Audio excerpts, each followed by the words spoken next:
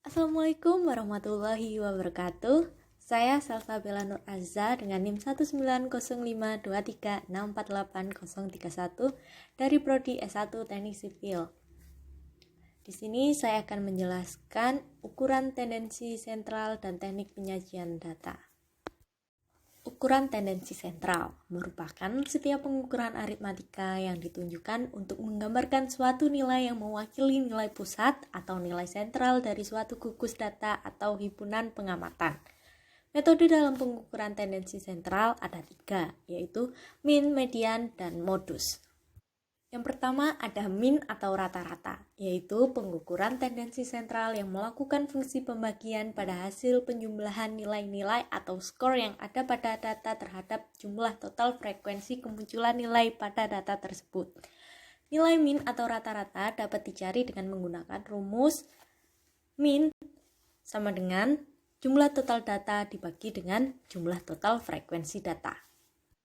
Untuk menghitung min dari data tak terkelompok dapat dilakukan dengan menggunakan rumus dasar perhitungan min seperti yang tadi, yaitu min sama dengan jumlah total data dibagi dengan jumlah total frekuensi data. Menghitung min dari data berkelompok untuk data berkelompok sederhana atau bukan data dengan skala interval dapat dicari dengan menggunakan rumus dasar perhitungan min, yaitu min sama dengan jumlah total data dibagi dengan jumlah total frekuensi data. Sedangkan untuk data berkelompok dengan skala interval dapat dihitung dengan menggunakan min atau rata-rata terkaan dengan rumus min sama dengan rata-rata terkaan atau nilai tengah dari interval kelas yang diduga mengandung rata-rata ditambah frekuensi durasi kesalahan terkaan dikalikan dengan lebar interval kelas kemudian dibagi dengan jumlah frekuensi. Sedangkan untuk menghitung min dari sejumlah nilai rata-rata dapat dihitung dengan menggunakan rumus nilai rata-rata sejumlah nilai rata-rata sama dengan jumlah frekuensi masing-masing kelompok data dikalikan nilai rata-rata setiap kelompok yang kemudian dibagi dengan jumlah frekuensi masing-masing kelompok data. Median atau nilai tengah adalah titik yang membagi suatu distribusi frekuensi atas dua bagian yang sama yang masing-masing terdiri atas 50% kasus dari seluruh distribusi. Atau kata lain, median sama dengan P50. Menghitung median dari data tak berkelompok dapat dibagi menjadi 2, yaitu untuk data ganjil dan untuk data genap.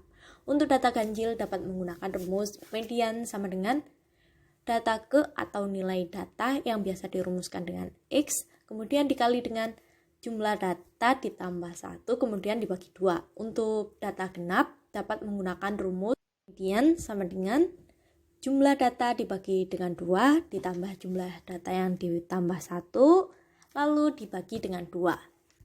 Untuk menghitung median dari data berkelompok dapat menggunakan rumus median sama dengan tepi bawah kelas median yang ditambah setengah dari banyaknya data dikurangi frekuensi kumulatif yang mengandung median yang kemudian dibagi dengan frekuensi dari kelas yang mengandung median dan dikalikan dengan lebar interval kelas yang mengandung median.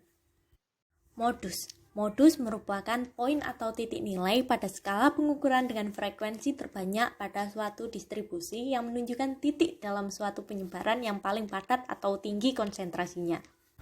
Menghitung modus dari data tak berkelompok dapat digunakan dengan mencari nilai atau skor yang paling sering atau paling banyak muncul. Atau bisa dengan modus sama dengan 3 median dikurangi 2 min. Kemudian untuk menghitung modus dari data berkelompok dapat menggunakan rumus modus sama dengan batas bawah nyata dari kelas yang mengandung modus ditambah dengan selisih frekuensi kelas di bawahnya yang dibagi dengan selisih frekuensi di bawahnya ditambah selisih frekuensi kelas di atasnya yang kemudian dikali dengan lebar interval. Penyajian data. Penyajian data merupakan salah satu kegiatan dalam pembuatan laporan hasil penelitian yang telah dilakukan agar data yang telah dikumpulkan dapat dipahami dan dianalisis sesuai dengan tujuannya, yaitu agar pengguna mudah dalam membaca dan menginterpretasikan data. Setelah memperoleh data, biasanya data-data yang diperoleh tersebut dapat disajikan dalam 3 bentuk, yaitu distribusi frekuensi, grafik, dan diagram.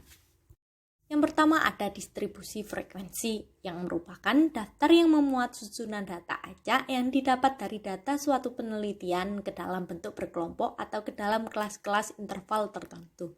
Fungsi dari distribusi frekuensi ini adalah untuk memudahkan data dalam penyajian, mudah dipahami dan mudah dibaca sebagai informasi untuk mempermudah perhitungan membuat gambar statistik dalam berbagai bentuk penyajian data.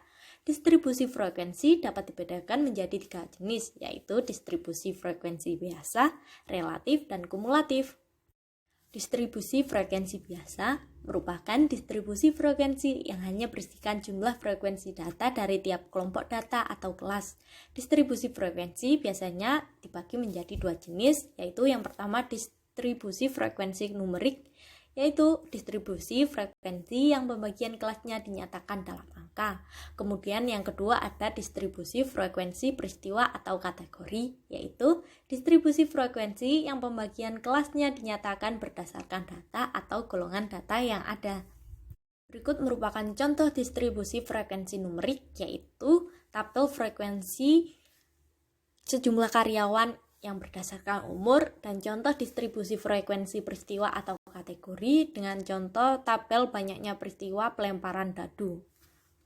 Distribusi frekuensi relatif, yaitu merupakan distribusi frekuensi yang berisikan nilai-nilai hasil bagi antara frekuensi kelas dan jumlah pengamatan dalam pengumpulan data yang terdistribusi tertentu yang tidak dinyatakan dalam angka mutlak, tetapi dalam bentuk persentase atau angka relatif. Rumus untuk mencari distribusi relatif yaitu frekuensi relatif sama dengan frekuensi kelas dibagi dengan jumlah frekuensi kemudian dikali dengan 100%. Berikut merupakan contoh distribusi frekuensi relatif. Selanjutnya ada distribusi frekuensi kumulatif, yang merupakan distribusi frekuensi yang nilai frekuensinya diperoleh dengan cara menjumlahkan frekuensi demi frekuensi. Distribusi frekuensi kumulatif dibagi menjadi 2. Yang pertama, distribusi frekuensi kumulatif kurang dari, yang merupakan distribusi frekuensi yang memuat jumlah frekuensi yang memiliki nilai kurang dari nilai batas kelas suatu interval tertentu. Yang kedua, distribusi frekuensi kumulatif lebih dari, yang merupakan distribusi frekuensi yang memuat jumlah frekuensi yang memiliki nilai lebih dari nilai batas kelas suatu interval tertentu. Berikut merupakan contoh tabel distribusi frekuensi kumulatif kurang dari dan lebih dari. Penyajian data dalam bentuk grafik merupakan metode penyajian data dengan menggunakan gambar-gambar yang umumnya digunakan untuk melihat perubahan yang terjadi dalam sebuah variabel atau untuk membandingkan beberapa variabel yang memiliki karakteristik yang sama. Grafik dibagi menjadi 3 jenis, yaitu histogram, polygon frekuensi, dan OGIF. Grafik histogram merupakan grafik yang menggambarkan suatu distribusi frekuensi dengan berbentuk beberapa segi empat yang hampir menyerupai diagram batang, tetapi sisi-sisinya berhimpitan. Berikut merupakan contoh dari grafik histogram. Grafik polygon frekuensi merupakan grafik garis yang menghubungkan nilai tengah tiap-tiap atas yang berdekatan dengan nilai tengah jarak frekuensi mutlak masing-masing. Berikut merupakan contoh grafik polygon frekuensi. Grafik OGIF merupakan grafik distribusi frekuensi kumulatif lebih dari dan kurang dari yang diagramnya digambarkan dalam sumbu tegak dan mendatar atau eksponensial. Berikut merupakan contoh dari grafik OGIF. Berikutnya ada penyajian data dalam bentuk diagram, yang merupakan serangkaian gambar-gambar yang menunjukkan data secara visual serta didasarkan atas nilai-nilai pengamatan aslinya maupun dari tabel-tabel yang dibuat sebelumnya yang bertujuan untuk informasi yang diperlukan bisa didapatkan dengan mudah dan dengan cepat. Secara umum, penyajian data diagram dibagi menjadi 3, yaitu diagram batang, diagram garis, dan diagram lingkaran. Yang pertama ada diagram batang, merupakan diagram yang menyajikan data secara kualitatif dan kuantitatif dalam bentuk batang berupa persegi panjang yang terdiri dari 2 sumbu, yaitu sumbu X atau sumbu horizontal dan sumbu Y atau vertikal. Berikut merupakan contoh dari diagram batang. Kemudian ada diagram garis, yang merupakan diagram yang berisi garis atau plot yang menghubungkan titik-titik data dan menunjukkan kuantitas dari data-data tersebut yang digunakan untuk menggambarkan keadaan yang serba terus-menerus. Berikut merupakan contoh dari diagram grafik. Yang terakhir ada diagram lingkaran, yang merupakan diagram grafik statik berbentuk lingkaran yang dibagi menjadi irisan-irisan untuk menggambarkan proporsi numerik. Dalam sebuah diagram lingkaran, panjang busur setiap irisan merupakan proporsional dengan kuantitas yang diwakilinya. Berikut merupakan contoh dari diagram lingkaran. Sekian penjelasan dari saya tentang ukuran tendensi sentral dan teknik penyajian data. Kurang lebihnya mohon maaf, saya ucapkan terima kasih. Wassalamualaikum warahmatullahi wabarakatuh.